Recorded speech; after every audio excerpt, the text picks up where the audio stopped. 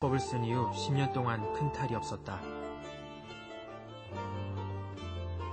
편지를 쓴 사람은 프랑스의 영웅 나폴레옹이다. 치질로 오랫동안 고통받았다는 나폴레옹은 1813년 엘바섬을 탈출해 파리로 귀선하던 중 행진을 중단하고 만다. 치액의 고통을 참지 못해 말에서 내려 마차로 갈아탄 것이다. 혹자는 워털루 전투 당시 나폴레옹의 건강이 좋지 못했던 이유 역시 치질 때문으로 분석하고 있다.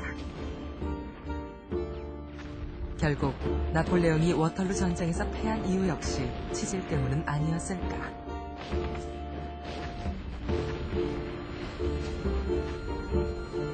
(18세기) 독일의 철학자 임마누엘 칸트도,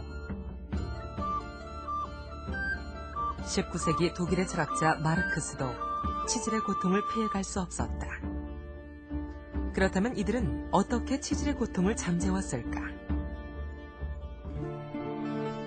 기원전 1000년, 사미타 기록에는 말총으로 치액을 묶어 살점이 썩어 떨어지도록 했다고 전해진다.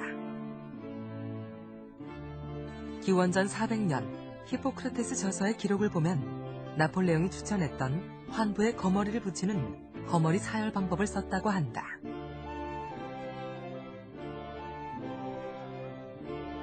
우리나라의 대표적 의학서인 조선시대 동의보감에는 치질을 9가지 종류로 구분했다. 그리고 다시 외치질과 내치질로 나누어 그에 맞는 치료법과 약재를 소개하고 있다.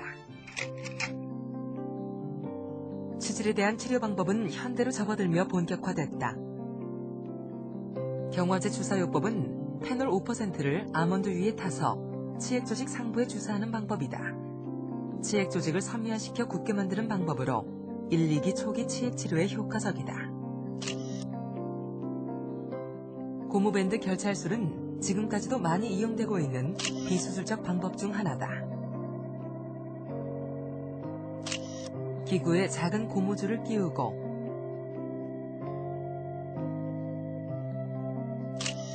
그 사이로 가위 모양의 집게를 넣은 다음 늘어진 치액 조직을 고무링으로 꽉 조여 묶는다. 혈액이 안 통하게 차단함으로써 치액 조직이 괴사되어 떨어져 나가게 하는 방법이다. 이 밖에도 1960년대에는 치액을 동상시키는 방법이 등장하기도 했고 1980년대 후반엔 레이저 수술법이 도입되기도 했지만 열로 인한 화상으로 세밀하게 제거할 수 없어 재발의 위험이 있다. 최근 들어서는 임시적으로 효과를 볼 수 있는 좌약이나 약물 등도 개발됐지만 치질의 근본적인 치료 방법이 될 수는 없다.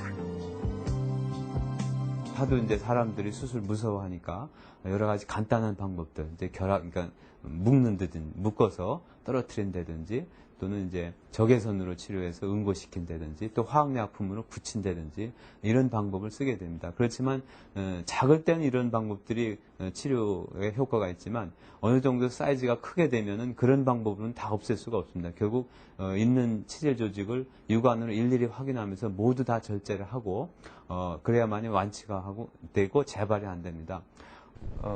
이걸 쓰지 말고 저기 평상시에 나와 있는 것이 변 보면 더 나와요? 아니면 변 보나 안 보나 항상 조금씩 나와 있어요? 표현할 때는 좀 더 나와 있는 것 같고 네. 처음에 수술할 때 그때 고등학교 1학년 때 수술하셨어요? 고등학교 1학년 때? 근데 이제 그때는 이제 걸음을 못 걸을 정도로 네. 부었었어요? 아프고 피가 피도 나고 예. 걸음을 못 걸 정도로 아파가지고 아파하고 예. 치액이 너무 심해 30여 년 전 불법 시술을 받았다는 고정숙 씨. 당시 살을 썩게 하는 부식제를 맞았다. 살성약 주사하면 썩어요. 썩으면 이 치질이 떨어지잖아요. 그러면 이제 치질이 줄어들거나 나설 수도 있죠. 근데 그 약이 여기만 가 있으면 참 좋겠는데 이게 이제 주위로 멀쩡한데 치질이 없는데도 약이 퍼지면 거기도 다 살이 썩어버려요. 굉장히 아파요, 그거 하는 게. 살이 썩는 거니까. 부식제를 불법 시술할 경우 치액 조직을 썩게 하려다가 자칫 괄약근까지 썩게 되는 부작용을 낳기도 한다. 다시 이제 정상 크기 변 보면 다시 이제 아물어요. 지금도 그 기억이 생생해요. 막 너무 아파가지고 막 걷다가도 막, 이제, 그렇게 이제 아프고 하니까, 그때 시골이었고, 이제 이러다 보니까 이제 그 이웃 동네에 굉장히 치질을 잘 고친다. 그래서 이제 할머니하고 가가지고 이제 거기 가서 그걸 한 거지.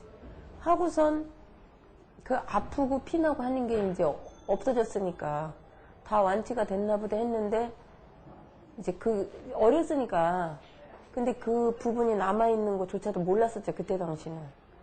언젠가부터 이제 그거에 이게 치질이 깨끗이 안 돼서 이게 남아있는 거구나. 다행히 부작용은 심각하지 않지만 치액이 여전히 남아있는 상황. 고정숙 씨는 며칠 뒤 수술을 받기로 했다. 진찰을 마치고 그녀는 누군가를 기다리고 있다. 다름 아닌 그녀의 남동생. 동생 역시 누나와 같은 날 수술을 받기로 되어 있다. 형제들이 그러니까 치질 수술을 오빠도 했고요. 또 둘째 여동생도 치질이 현재 있어요. 그리고 셋째 남동생도 치질 수술했고 이제 이번에 막내가 이제 고정숙 씨 가족의 경우 어머니를 제외한 아버지와 오남매 모두 치질을 앓고 있다. 가족이 함께 앓는 이유는 무엇일까?